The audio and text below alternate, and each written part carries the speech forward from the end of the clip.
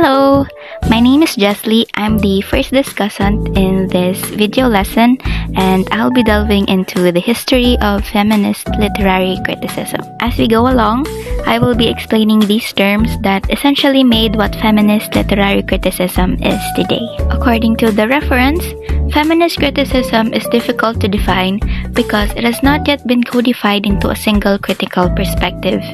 Instead, its several shapes and directions vary from one country to another and even from one critic to another. That is why the premise that unites those who call themselves feminist critics is the assumption that Western culture is fundamentally patriarchal, which creates an imbalance of power that marginalizes women and their work. According to feminists and even queer theorists, the social structure that enforces the same gender and sexual norms for all is reflected in religion, philosophy, economics, and even in education, which are all aspects of culture, including literature.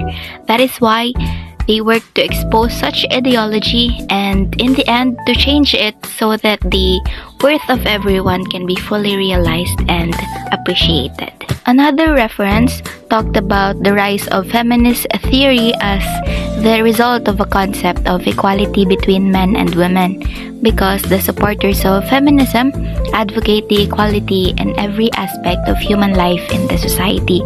This theory is extended in the meaning of theoretical, philosophical, or fictional discourse based on the concept of feminism. Because of that, feminist literary criticism takes feminism and the feminism theories as a base to criticize the literature of old and modern times.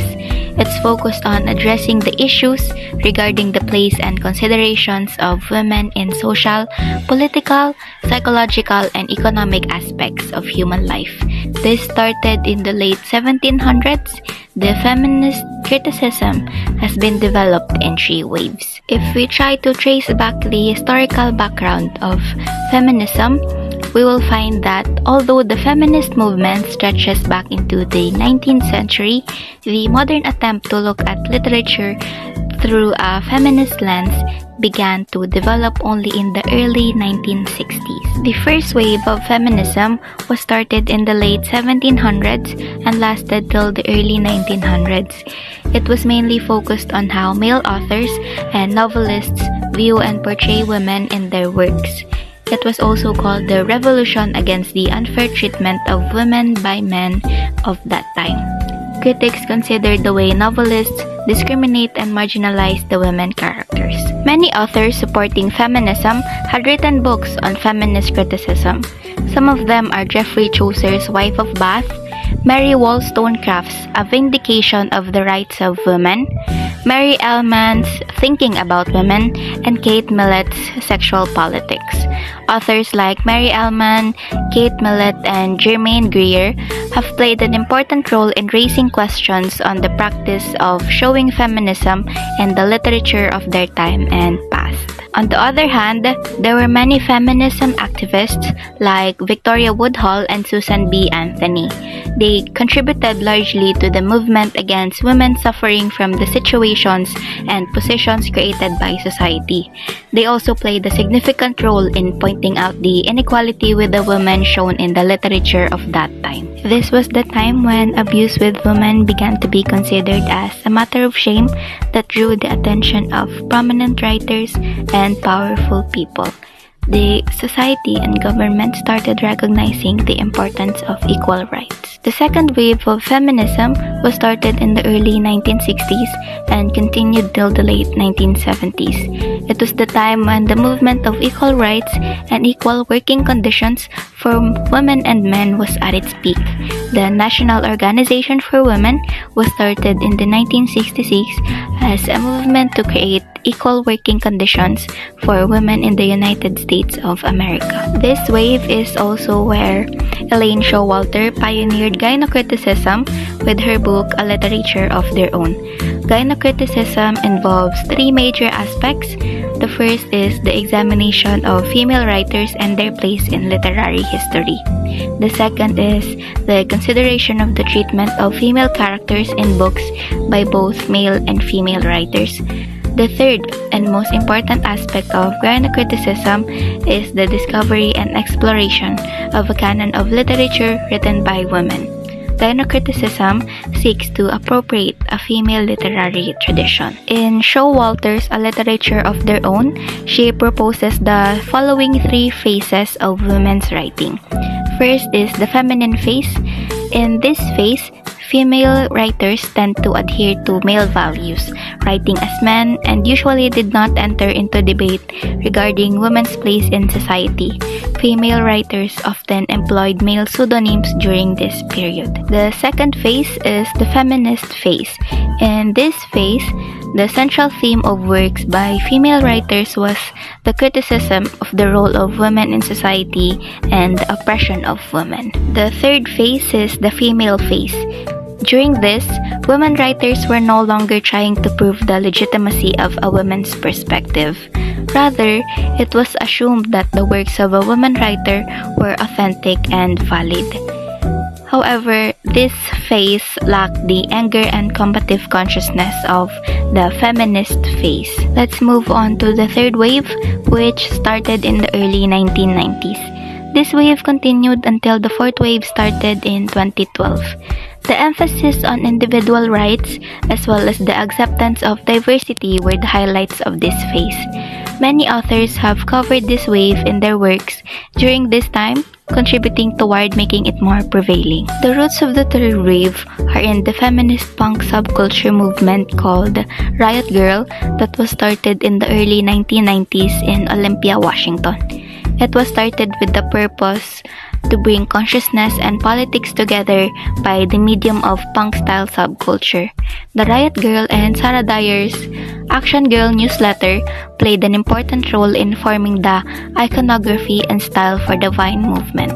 These developments collectively defined the third wave feminism and motivated other feminists to work in this context. The third wave provides a view on contemporary gender race theories to help us understand the experiences of the marginalized population, especially women populations with social as well as personal issues. It resists the perception of an oversimplified, ideological, white, heterosexual and middle-class viewpoint of a second-wave feminism. This can be seen in the publications of feminist writers like Jennifer Baumgarten and Amy Richards. To synthesize my discussion, the three waves respectively threw light on the discrimination towards as well as the characterization of women by male authors and writers. This voiced the rights of women and demanded the equality of men and women, and also started bringing the awareness in women and empowering them to be strong enough to raise a voice for their rights and fight against the injustice.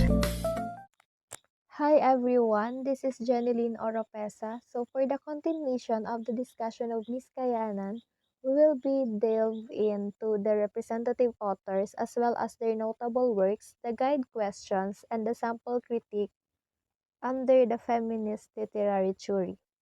So let us first have these representative authors and their works.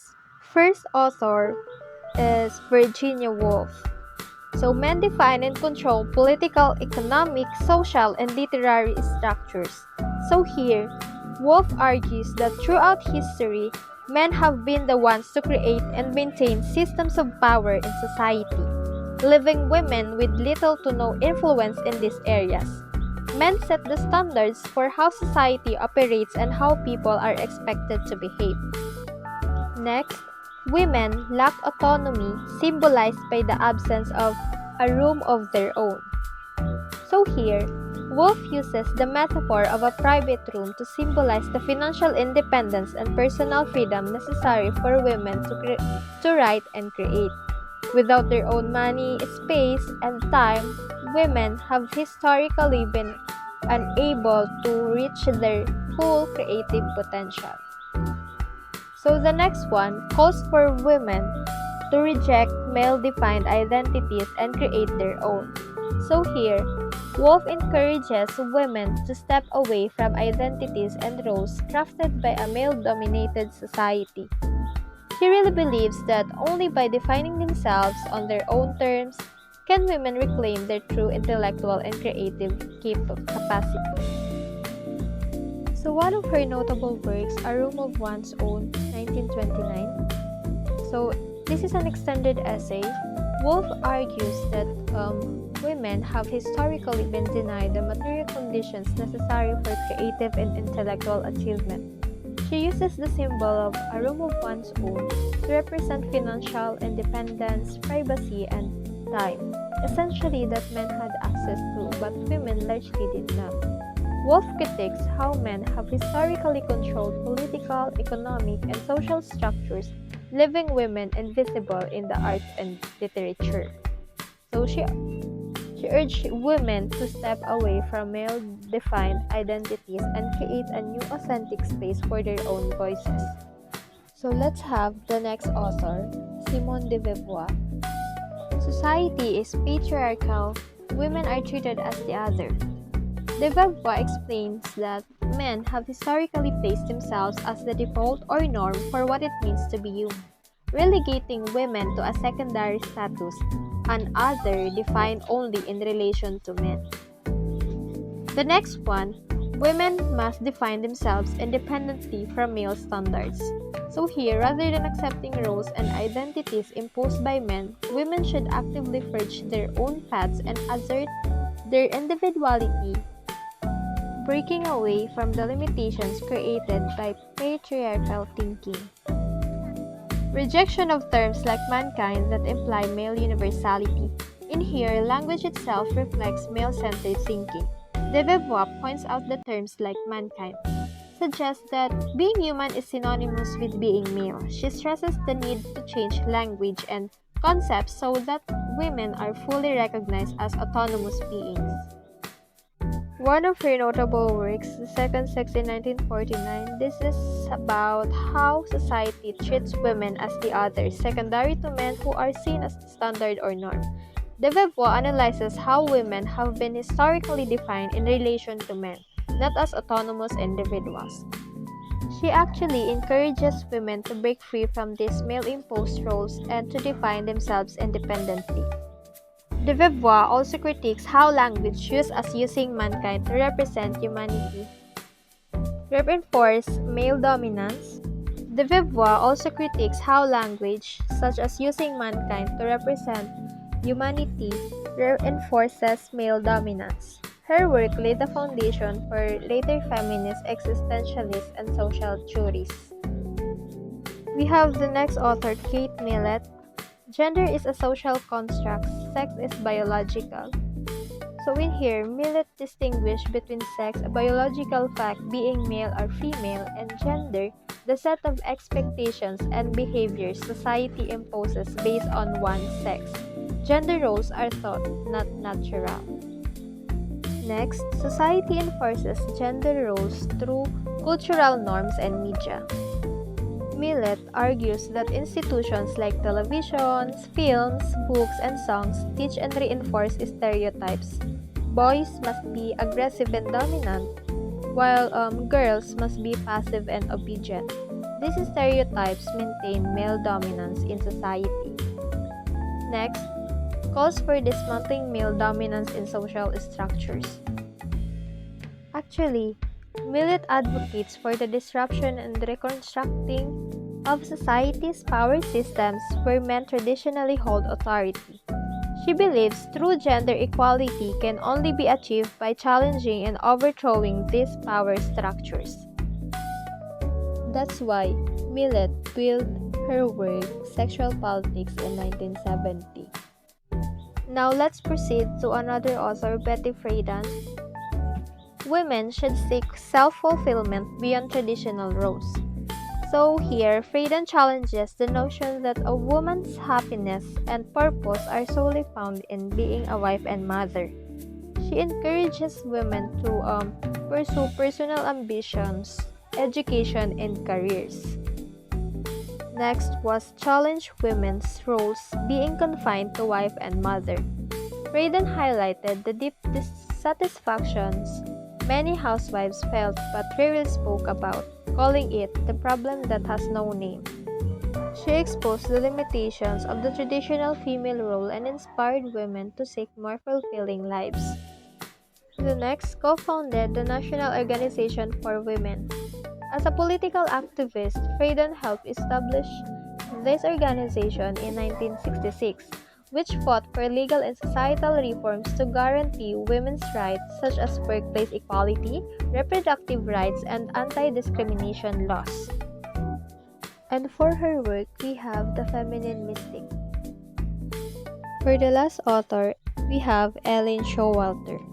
Traces phases of female literary history: feminine, feminist, and female. Showalter maps out the progression of women's writers. The first one, which is feminine phase, from 1840 to 1880, women tried to fit into male-dominated literary traditions, often using male pen names. Next, in the feminist phase, from 1880 to 1920, women wrote about their struggles, criticizing the limitations placed on them. Last, in the female phase, 1920 to present, women create works that focus on female experiences, breaking free from male standards. Next, critiques exclusion of women from literary canon. She argues that male scholars built literary traditions that largely ignored women's contributions, leaving female authors out of important cultural discussion. Next, she introduces gynocriticism, female-centered literary analysis. So Showalter proposes that critics should study women's writing from a women's perspective, focusing on female experience. She also defines four models for women's writing: biological, linguistic, psychoanalytic, and cultural. For the first one, biological model, this is how the female body influences writing styles and themes. For linguistic, this is how women use language differently than men. For psychoanalytic, this is how women's psychological development shapes their literature. And for the cultural model, this is how society and culture influence women's experiences and literary output. That's why Ellen Showalter build this work that is a literature of their own and toward a feminist poetics. So this contains the phases that I discussed a while ago. So now let's proceed to the guide questions that will guide us in making a critique using a feminist lens. So the first one, what is the gender of the author and how might it influence the portrayal of women in the text? So here, the author's gender can actually influence how women are written or understood in the text. A female author might offer a more personal or empowering portrayal of women, while a male author might reflect societal views or biases.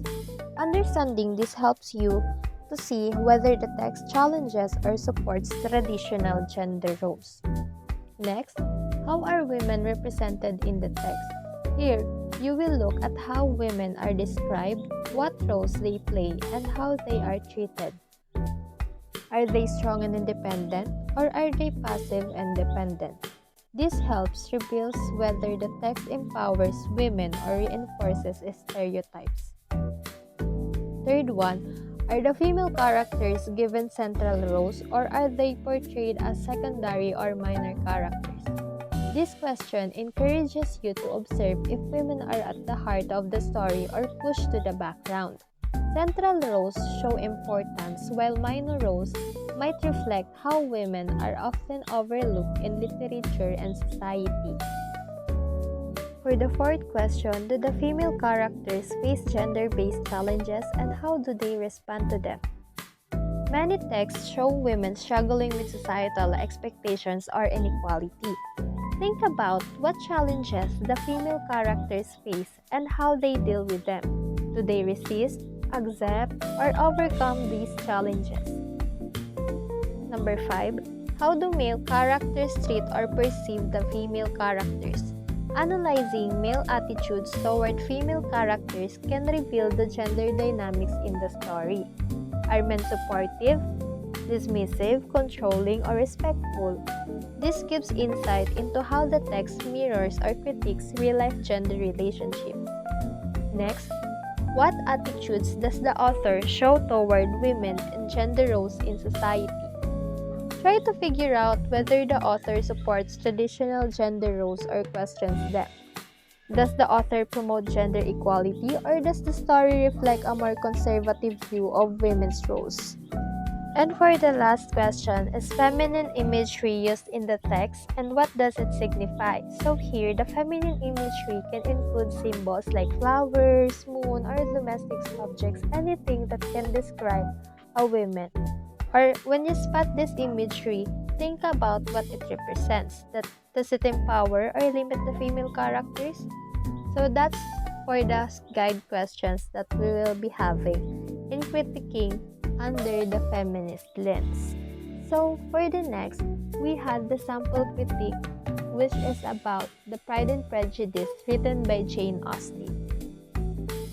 So take a look at the first paragraph. For the first paragraph, it answers what is the gender of the author and how might it influence the portrayal of women in the text. It says Jane Austen is a woman living in the early 19th century, a time when women had few rights. Because Austen herself experienced these struggles, her writing shows the limited choices women had. She criticizes the idea that marriage should be a woman's only goal, highlighting the struggles women faced. So that's for the first paragraph. On the second paragraph, it answers how are women represented in the text. Do the female characters face gender-based challenges, and how do they respond to them? Women are shown as smart and strong like Elizabeth Bennet. However, society limits their potential. Elizabeth refuses to marry just for money, which shows strength. On the other hand, Charlotte Lucas, however, marries for money, showing that some women must sacrifice happiness to survive. These examples show women facing gender challenges and making different choices based on their situations. Next paragraph. For the third paragraph, it answers, are the female characters given central roles, or are they portrayed as secondary or minor characters? How do the male characters treat or perceive the female characters? So, female characters like Elizabeth, her sisters, and her friends have central roles. Some women like Lydia are shown as foolish for following society's shallow values. Male characters like Mr. Collins treat women as prizes, while Mr. Darcy learns to respect women. This shows the difference or the different ways men viewed and treated women during that time. So for our last paragraph, it answers what attitude does the author show toward women and gender roles in society. Is feminine imagery used in the text, and what does it signify? So here, Austen shows a respectful and progressive attitude towards women, challenging traditional gender roles. She uses feminine imagery like describing Elizabeth's lively spirit and strength to show that women can be both gentle and powerful. Austen's writings encourages readers to see women as independent and deserving of real and respect. So that's for the sample critique. And that's it for our discussion on the feminist literary theory. I hope we're able to gain some insights from it. And for our next topic, we'll be exploring the reader response theory. Hi everyone! We are now down to the last literary theory in our course, Literary Criticism.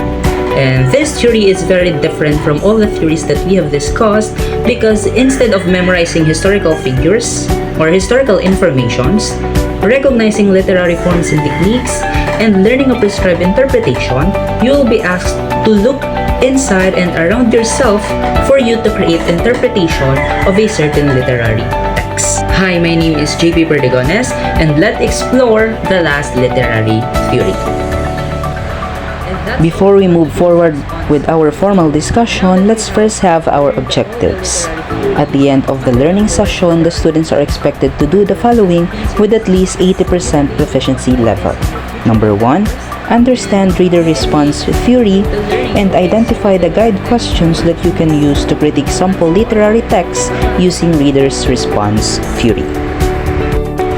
According to Ralph Waldo Emerson, an American essayist, poet, and philosopher, it's the good reader that makes the good book. What do we mean by this? The quote, "It's the good reader that makes the good book," means that the value or greatness of a book depends not just on how it's written, but also on how it's read and understood. A good reader is someone who reads actively, someone who reflects, analyzes, feels, and interprets deeply. Now, the meaning of this quotation is the same to the meaning or the definition of reader's response theory.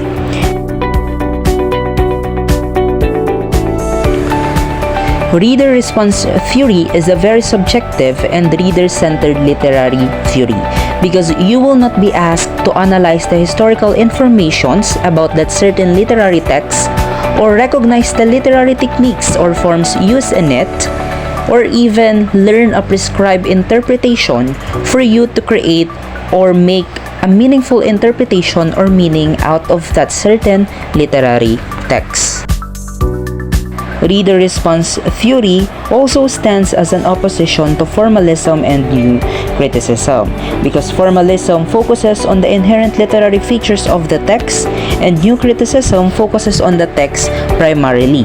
So, on the other hand, this is very different to reader response theory because, as what I have said earlier, reader response theory focuses on the individual interpretation of the reader to the text. In reader response theory, the focus moved away from thinking of a work as a self-contained aesthetic object to considering the experiences that transpires when the reader and the work come together. Now, the ancient Greek orators and rhetoricians, with their concern for how to persuade an audience, could be called the literary ancestors of today's reader's response theories.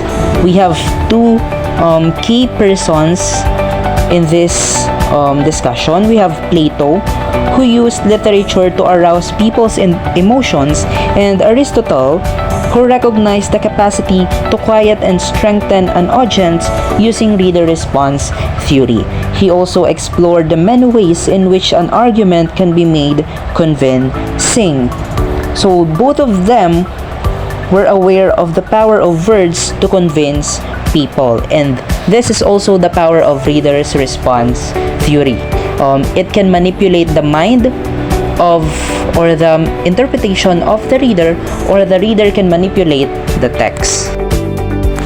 Next is, there are two ways of thinking about the relationship a reader has with the text in making a reader response. This comes in one general statement, which is interacting with the text. This is also called the transactional analysis. So the first one is the text acts on the reader. This means that the text controls the reader's response. Whereas text can be considered as a powerful manipulator. Here, the text has conventions that you may or may not accustomed to, and you may recognize it through experiences or the grammar itself. Now, for you to examine how a text controls a reader response, you will find these questions helpful. Next is the reader acts on the text. So the first one is that the text acts on the reader, and the second one is that reader acts on the text. Now here, when the focus is turned directly on the reader as a chief source of interpretation, all of your thoughts, experiences, fantasies, and beliefs play a part in creating a meaning. So the following questions can make you discover your role in creating the text. Last in our discussion are the guide questions that you can use in writing a reader's response analysis. So it will be flashed on the screen and you can just read it. And that's all for reader's response theory. Now that you have learned all the literary theories under the course Literary Criticism, I hope as a pre-service teacher, you can be able to apply this in your future endeavors and you can make the learning of a certain literary text more meaningful. That's all, and bye-bye! Thank you so much.